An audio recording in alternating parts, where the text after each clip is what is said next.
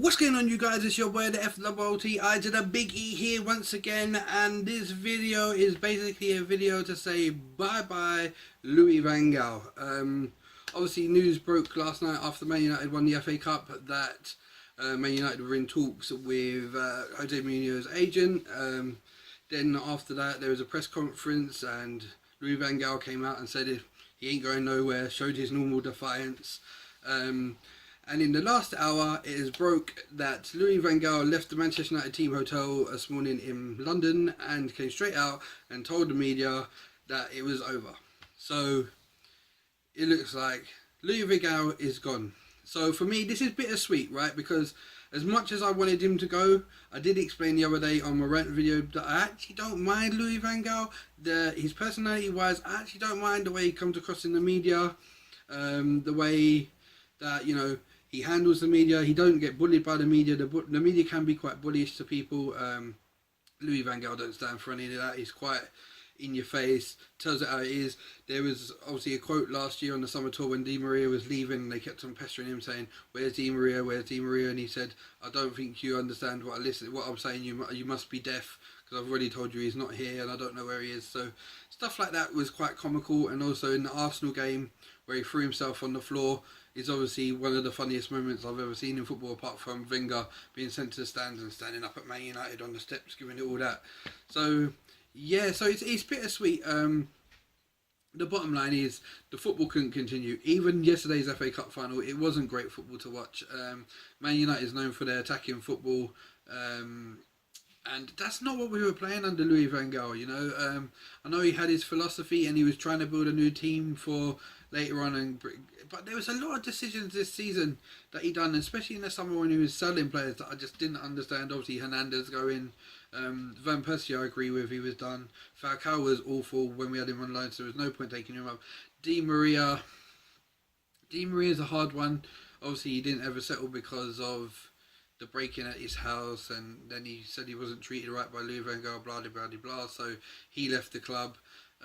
So yeah, there was question, but he left us really, really thin squad-wise this season, and the upside was a lot of youth came through, like the Rashfords and the Donald Loves and the Mensahs and, you know, Jesse Lingard, who scored the winning goal yesterday, started pushing for first team places. So it was devil's advocate, but the style of football was absolutely rubbish. I mean, it was awful, you know. And it just couldn't continue, you know. As I said in my rant video the other day, I would rather lose 5-4 and play attacking football than just watch, like, holding on to the ball, passing it around, and, you know, trying to play this total football. That must be what it was, like 70s total football that Holland used to play, where it was like 85 passes and get into the box and score a goal. That's not what we want to see at Man United. We're used to wingers flying down the left and the right, balls coming in.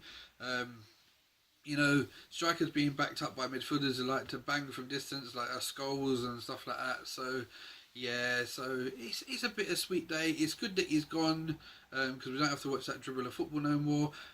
On a personal side, I did like him. And I know I was very vocal about me wanting him out, but so we've got rid of one, Ed Woodward. I'm still after you, mate. You've still got to go because you're still an absolutely fucking dopey sod. But yeah. So yeah, that was my little thoughts, and I just want to wish Louis van Gaal all the best in retirement, because obviously this is his last job that he was doing, and I hope he lives a nice and happy life and he can go back to Holland, smoke a few J-blows and chill and go to some sex clubs, and he keeps on making sexual references, so that must be his thing. So yeah, I wish him all the best, and it looks like Jose Mourinho will be announced next week. So quickly, I just want to touch on Jose. I feel personally he's not the right man for the job. For me, he doesn't stay around at clubs long enough. You know, I think he does 2 years, and then the first year is good, second year is all right, third year, and then he gets sacked. So, is he the right man for the job at Man United? Only time will tell. So, me personally, I would have loved Jurgen Klopp to come in last year when he was available. If I had to pick one now, Diego Simeone. As much as growing up I used to hate Simeone because Beckham was my hero, and there was that thing in the World Cup with Diego Simeone and Beckham, but Simeone would be a good one. So let's see. It's a new era now for Manchester United. So Louis gone, Jose's coming in.